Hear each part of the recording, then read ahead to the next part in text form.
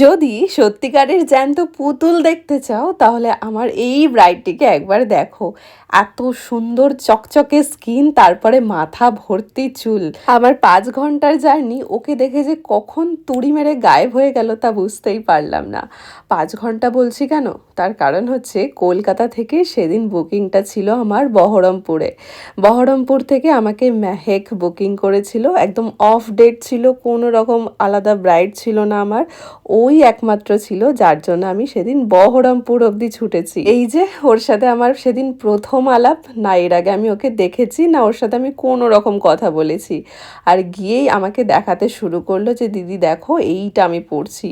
আমি তো দেখে প্রথমে ভাবলাম যে বাহ খুব ভালো, কিন্তু এটা যখন ও উঁচু করলো মানে এটার ওয়েটটা সাংঘাতিক লেভেলের ভারী ছিল।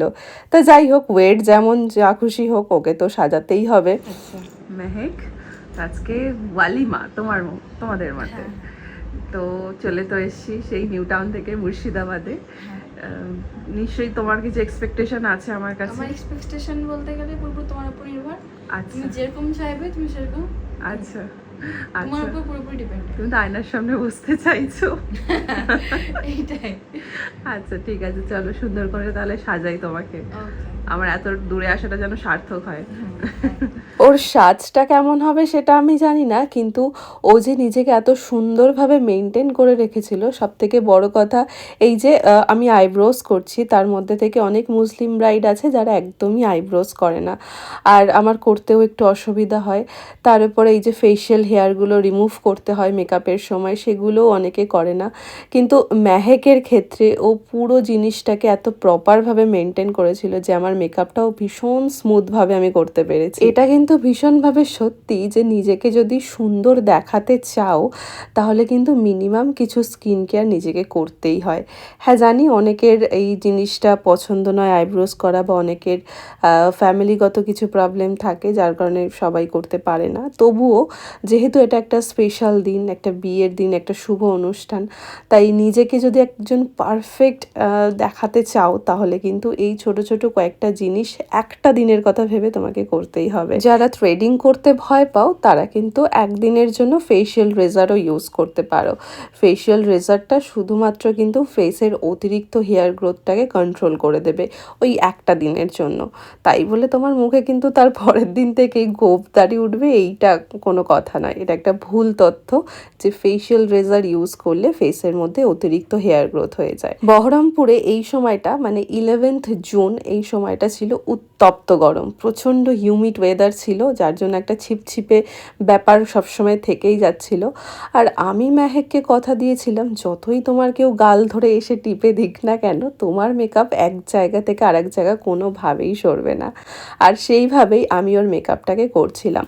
মেকআপ যদি লং লাস্টিং করতে হয় তাহলে মেকআপটাকে কিন্তু ড্রাই করতে হবে, আবার অতিরিক্ত ড্রাই হয়ে গেলে মেকআপের মধ্যে কোনো গ্লো থাকবে না। কারণ আজকালকার ব্রাইডরা চায় লং লাস্টিং সাথে গ্লোই মেকআপ, এই দুটো জিনিসকে এক করা কিন্তু ভীষণ কঠিন ব্যাপার। আচ্ছা, ওর আই মেকআপটা আমার হয়ে গেছে, বেস মেকআপটাও আমার হয়ে গেছে।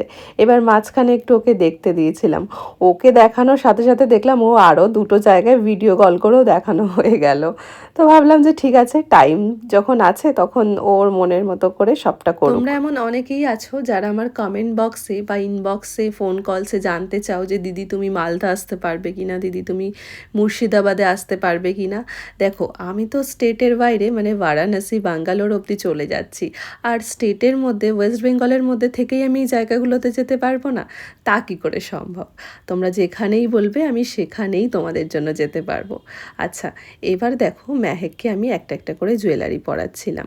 জুয়েলারিও ভীষণ সিম্পল রেখেছিল। আর অনেক মুসলিম ব্রাইডকে আমি দেখেছি যে এই রকম রিসেপশনের দিনে লেহেঙ্গার সাথে অতিরিক্ত স্টোন জুয়েলারিগুলো ক্যারি করে। সত্যি কথা বলতে স্টোন জুয়েলারিগুলো কোনোভাবে যেন আমার মনে হয় যে খুব একটা মানানসই নয় এখনকার দিনে। ওগুলো আগে খুব চলতো, তবে এটাও বলবো না যে স্টোন জুয়েলারি একেবারে বেমানান। এখনকার কিছু কিছু ট্রেন্ডি নেক পিসেস আছে যেগুলো একদমই স্টোন ওয়ার্কের, সেগুলোও কিন্তু দেখতে অসাধারণ লাগে। আর দেখো এই যে আমি ওকে হাত দিয়ে গালে চেক করে দিচ্ছিলাম যে তোমাকে যদি কেউ ওইভাবে ধরেও তাহলে তোমার মেকআপ কিন্তু কিচ্ছু হবে না। একদম রিল্যাক্সে থেকো, কোনো রকম চিন্তা করো না। জুয়েলারি পরাতে গিয়ে বুঝতে পারলাম ওর চয়েসটাও ঠিক ওর মতনই সুন্দর। একদম স্লিকের ওপরে 3টে হার প্রথমে ওকে আমি পরিয়েছিলাম, আর এই 3টে হার ছাড়া যেন সত্যি বেমানান লাগছিল। আমি আপকামিং ব্রাইডদেরকে সাজেস্ট করব, তোমরাও যদি এরকম একটা সুন্দর লুক অ্যাচিভ করতে চাও তাহলে কিন্তু তোমাদের জুয়েলারির পার্টটা ভীষণ ইম্পর্টেন্ট। যদি হেভি জুয়েলারি হয় তাহলে একটা চোকার আর একটা লম্বা সীতাহারই যথেষ্ট। এই দেখো, যখন আমি ওর হেয়ারটা খুলে একটা হেয়ার স্টাইল করব বলে ভাবছিলাম, আমি তো রীতিমতো 10 মিনিটের জন্য স্টপ হয়ে দাঁড়িয়ে আছি যে কি হেয়ার স্টাইল ওর উপরে করব। কারণ এতটাই লম্বা আর এতটাই পাতলা যে আমি কোনো রকম হেয়ার এক্সটেনশন এখানে অ্যাড করলে সেটা আরও খারাপ দেখাতো। তো ওর অরিজিনাল হেয়ার যেটা, সেটার উপরেই একটা স্টাইলিং করলাম, সামনে হালকা হালকা লাইন্স রেখেছি, ওর লাইন্সটা পছন্দ ছিল। আর এইভাবেই কিন্তু আমার লুকটা মোটামুটি কমপ্লিট হয়ে গেছে।